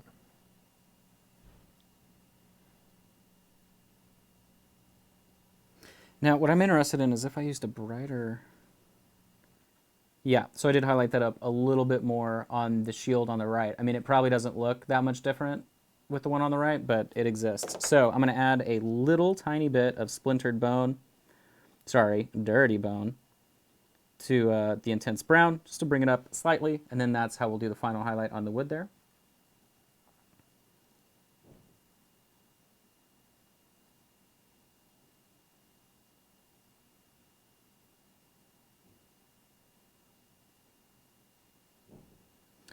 And there is wood grain that I'm following that's sculpted into the wood, which is nice. Sometimes you know something's wood, but there isn't much texture to it. This actually is trying to somewhat help you along in terms of making it look real.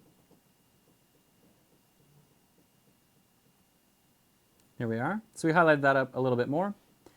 And then I'm going to use the same thing once again there on the front, just along the top edge. I'm actually going to make it a slight bit lighter. There we go.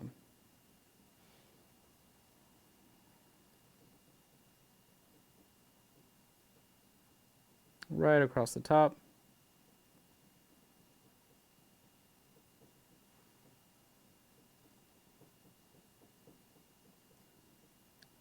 Down the edges there, sort of just outlining the area, helps it pop more. There we go. And you can't see the back, so who cares? Okay, now, let's not use intense brown, let's use the bronze shadow. There we go. I think that's what I was using, actually, but mixed with the other one. So we'll use bronze shadow here. Oh, bronze shadow is brighter. There we go. We're going to use that on the fur up on top, whatever his hapless hat victim is made out of.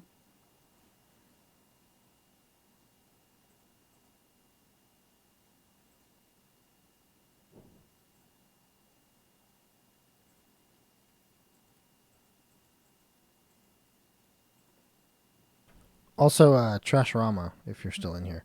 I did get your email. I have to find the old emotes we have in order to import them, if that's the one you're talking about. But I will let you know when I find them, because they could be buried at this point.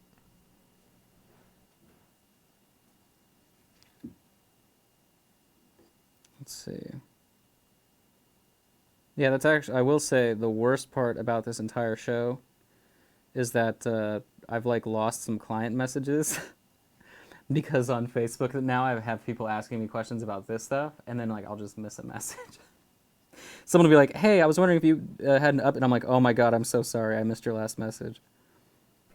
Oh, it definitely happens. There's lots of people who email me about different things, and I can't address them all at all times because there's Yeah. bound to be some you miss.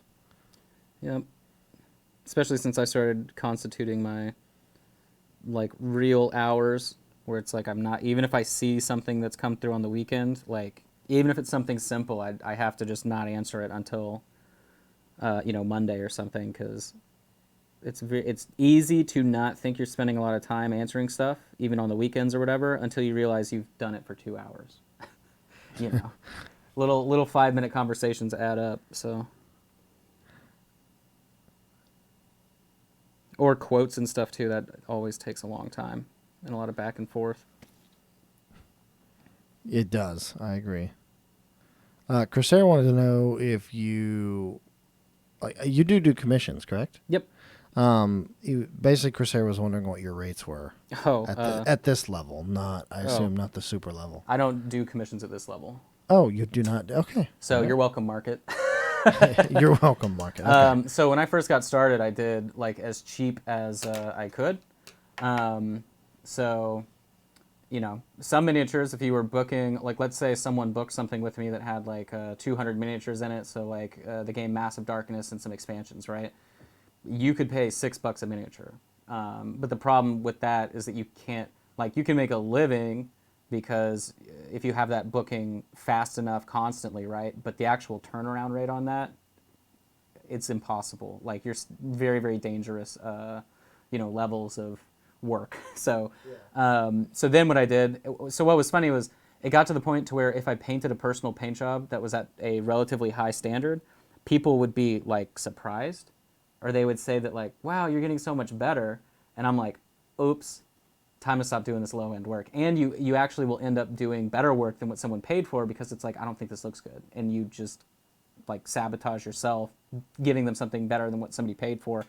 So about a year and a half ago at this point, I was like, you know what, I'm just not doing that anymore. And so I pretty much cut down the amount of bookings that I got by 50%, increased the rates by 50 to 100%, and I only offer 2 tiers.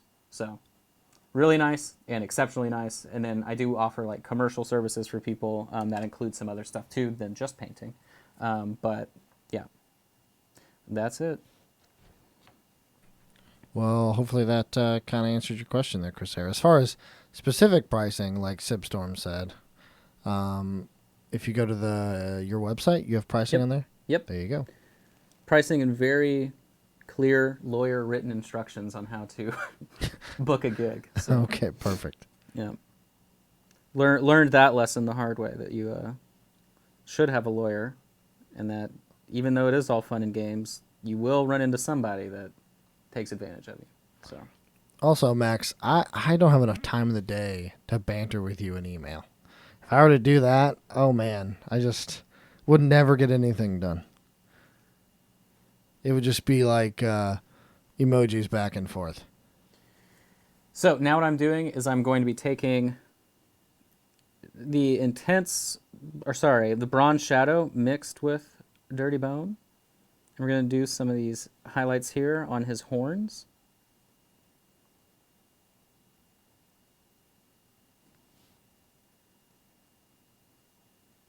And yeah, that thank you market joke, I saw somebody, Max said Thanks for leaving it to us little guys. Honestly, though, too, like, that's for real a joke, because the way that I was working and the pay that I was sort of forcing myself to take is not sustainable, and I do not suggest it for anybody, period. So definitely do not get into the situation that I was in, because that's not, yeah, you will get business a lot, but it is a nightmare. So See you, Jeff. Thanks for hanging out with us.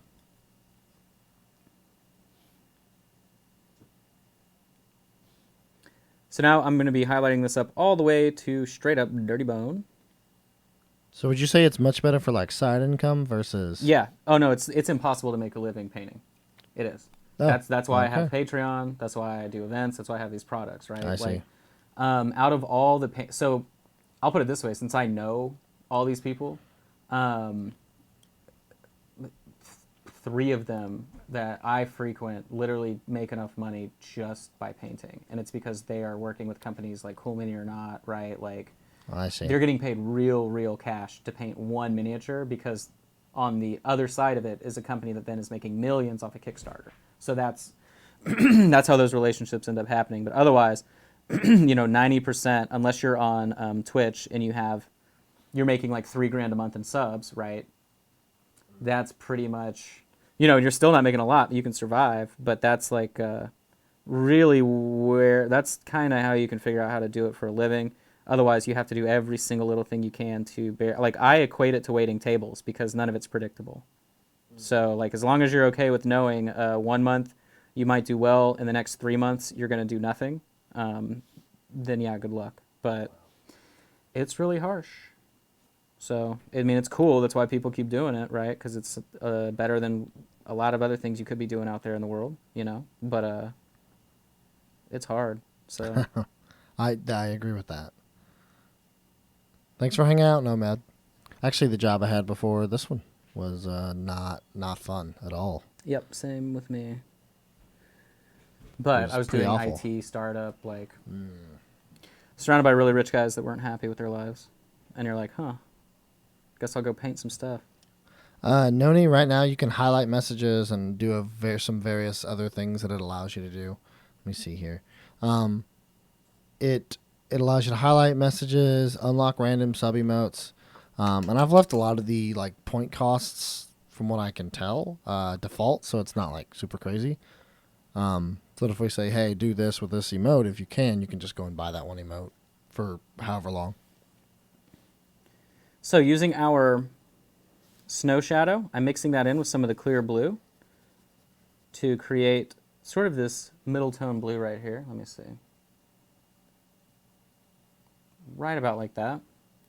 And that's what I'm going to do to highlight up our pelt. So what's cool about the pelt here is that whoever sculpted this, I don't know who sculpted this mini. It could, I don't know who actually did this one. I'm not going to try and guess. Typically I can guess by the face, and the face is really covered on this guy, so I have no idea.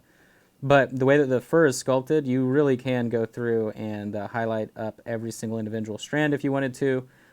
You could dry brush it. It's just sort of in a precarious spot in relation to some of the other parts. So I don't know if I would like heavily suggest trying to dry brush the area. You definitely could, though, if you're more uncomfortable with doing little brush strokes. But that's what I'm doing now, so I'm just going to go through, highlight up all of these little individual hairs. If they were smaller, I would be doing implied fur, similar to what we did on the warg, right? Because it's much easier to control. This is just a good example mini.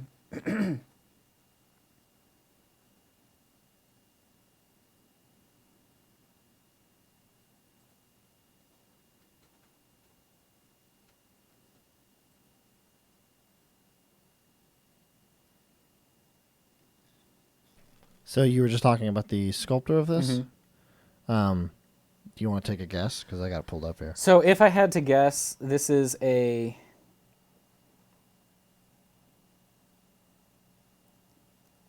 I want to say this is either an old Bobby Jackson, or this is a...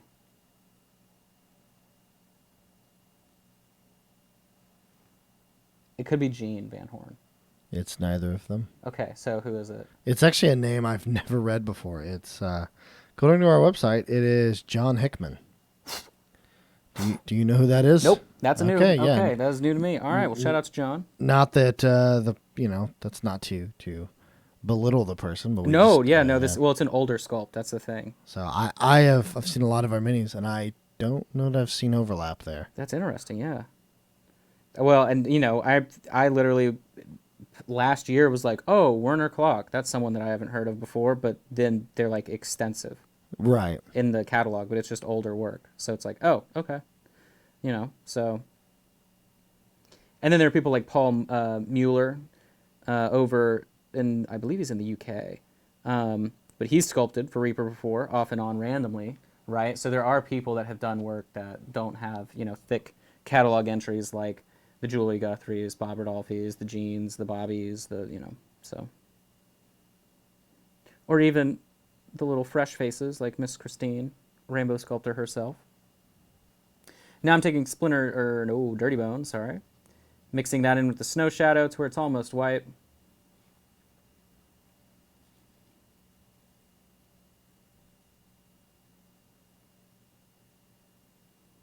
And this application I'm doing just in areas where I feel like the highlight would be more prominent, so on the shoulders.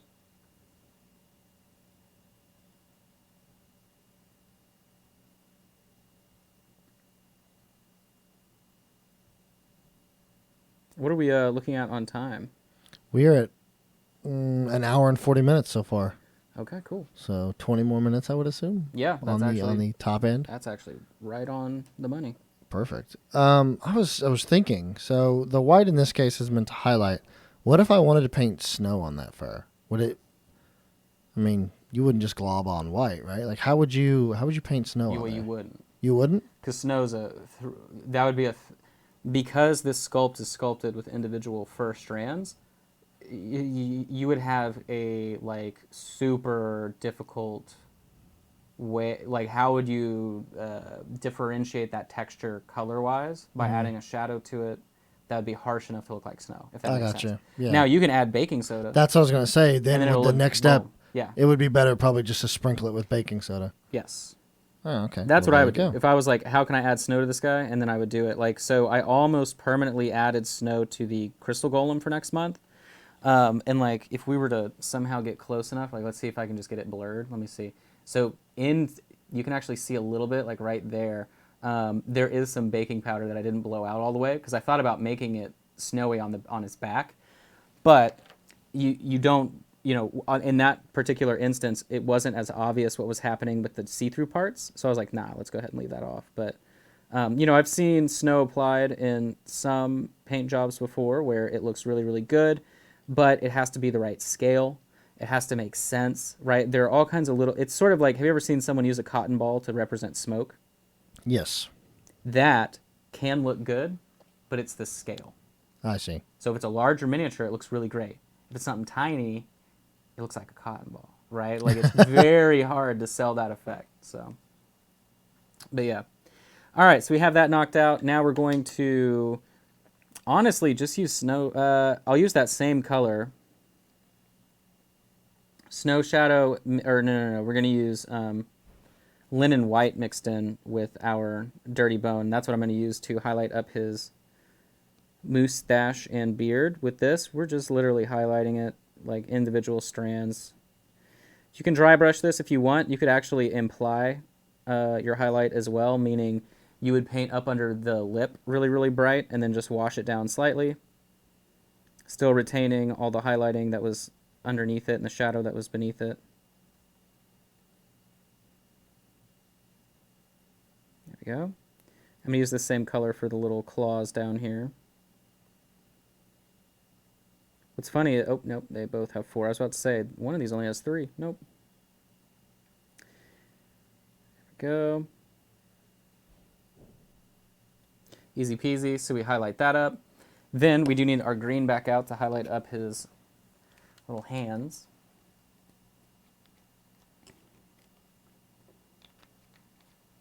Let's see.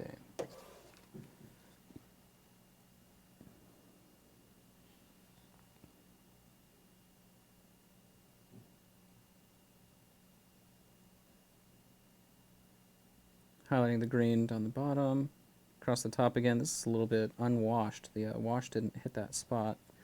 So it looks a little odd, but it's okay. I'll hit it with just something dark real quick right here before we do the skin super fast. Okay. So now, let's go ahead and do the metals. So we have our, oh, nope. The color like completely dried on the palette. Metallic paints do just dry on a wet palette in general, so metallic paint is very odd. I believe it's like part mystery, part science. I wonder Maybe what that sometimes is, though. theater. It's the metallic flecks. So Okay. yeah, the actual little bits of the material break up the surface tension because it's not liquid. That's fair. So just imagine tens of thousands of tiny particles spreading the surface area of the paint. That's fair. And that's why it bunches up. That's why it looks weird and does strange things that you wouldn't expect it to when it's thinned down and different applications like that. So now we're going to be highlighting up our axe.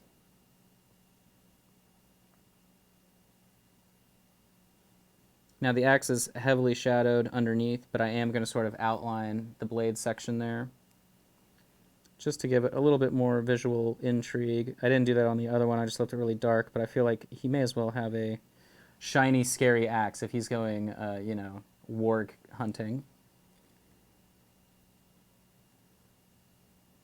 He wants a matching Snuggie to match his cloak. I told Ed about the Reaper branded Snuggie, so I assume we have one on the way now. Nice. That's how that works, right? He's like, oh, I'll take that.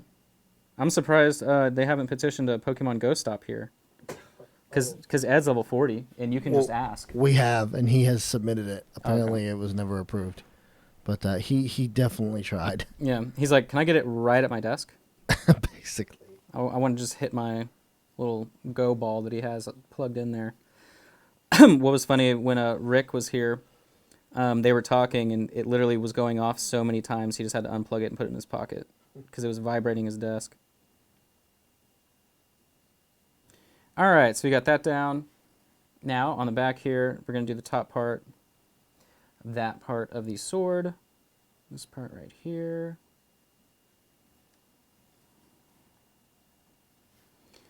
So now, on the shield, these in-between parts, between the rivets, I'm doing the top and then towards the middle. So imagine this shape. This is how I'm highlighting it, like a little tornado. So I'll show you right here, kind of like this. That's the shape that I'm doing in between each rivet, and then the rivet is going to be fully highlighted like that. And so it should retain the shadow in between each part. So you can see the rivet in between.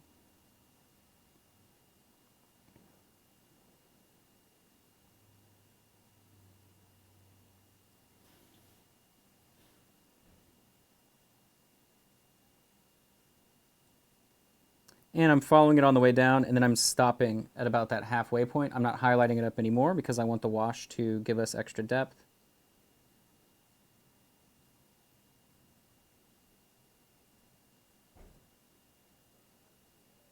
Just like that. And then the top part here, I'm just going to go ahead and highlight out these little silver sections completely. I want them to really pop as they are. You can see, very bright. And there's no more silver, so now we need our gold.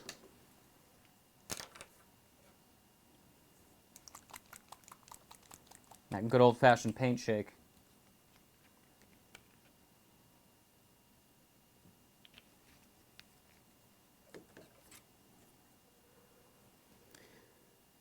Taking this color, we're going to go ahead and highlight up some of these runes. Now, the runes are sculpted very thinly, so I'm just really dotting the top of that band. So you can see it's only reflecting really across the top. Do the same thing on the back. Top portions of the runes. I'm sort of over brushing it, which is essentially physically like dry brushing, you just have wet paint. On the shield, doing the top portion there.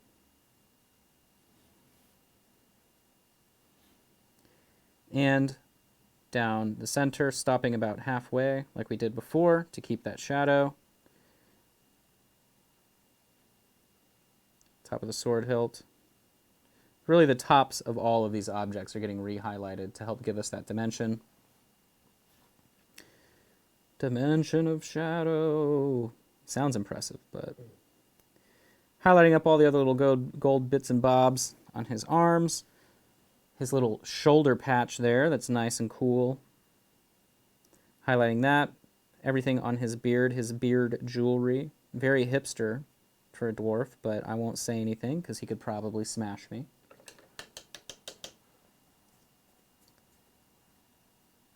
All right, so we've got that going on. Now we just need some skin. So I'm just going to use Dirty Bone. It's a good enough base coat color for our skin. Painting everything that we want to show. So it's kind of like an odd shape doing the face. It kind of looks like this. So like going across where his eyes are and then down onto the nose and mouth because his beard comes down like that, and then that's where his mouth is. And then, you know, this is what we painted today. There's his helmet and his big beard, right? But I just did that shape right there. And then on the hands, and we're going to wash this down with intense brown and highlight it up. Very, very easy skin, but effective.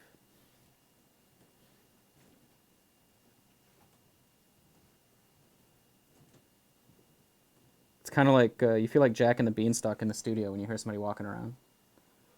V5. Exactly. Just Yeah. boom, boom, boom. Who is approaching? Yeah, when we get the new studio together, it's going to be great. We're going to have like actual soundproof walls and soundproof glass, and it's going to be great. Ha! Polith, the Vikings did not do the beard beads first. We've got some other civilizations that beat them by a few thousand years, but we can still give him his Viking props, his Nordic props. All right, so that's dry. Now we're going to take intense brown, water it down. We're going to wash it in.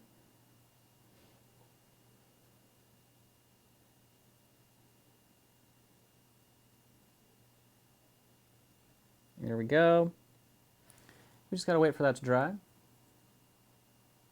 There is no free for this show.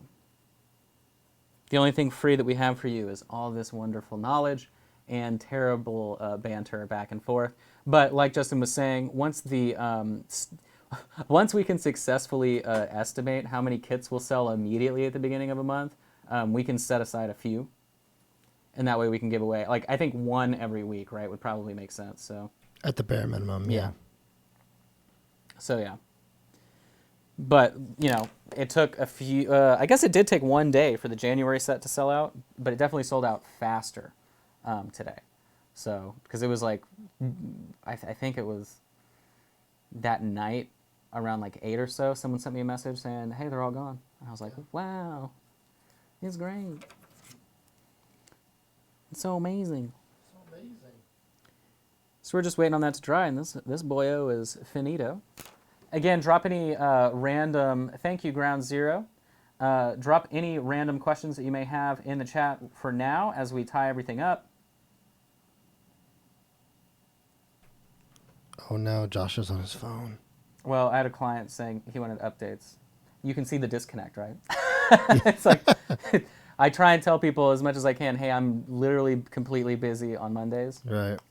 But it's also hard to tell too, like, so let's say for at least 2 years I've said, hey, I only reply on Tuesdays and Fridays, right? People ask a question, and in their head, they're probably like, I don't care when you reply. I'm expecting it tomorrow because I know you don't answer on Mondays. Right. But very rarely would anyone ever say, I'm expecting to hear from you tomorrow. So for me, it's just like they want the info right then. Like, it's hard for me to know, you know, if you know or if you're okay with the wait, like whatever the case is. But yeah, because I'm not going to get home now until probably 6, and my work day's done. But I have to finish something this evening to get it. I mean, you know. Is your commute about an hour from here? During traffic, it takes like 30, 45 minutes. But I need to meet with Ron before I leave here today. I would kill for a 30 to 45-minute commute. It's going to be a lot worse when I move. Oh, man. Where are you moving to? Like Lakeview.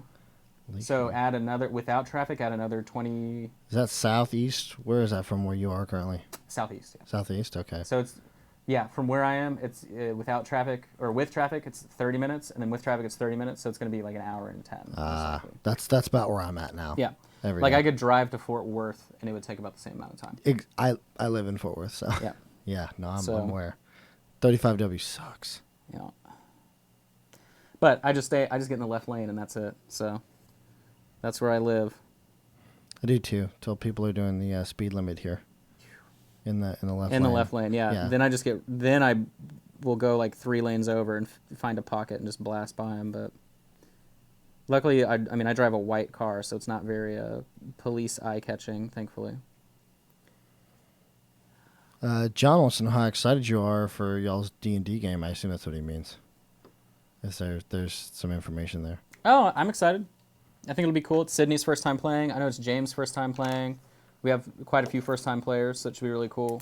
The campaign is called Tusage, and it's about a portal, this ancient portal that has a city built around it named the Passur.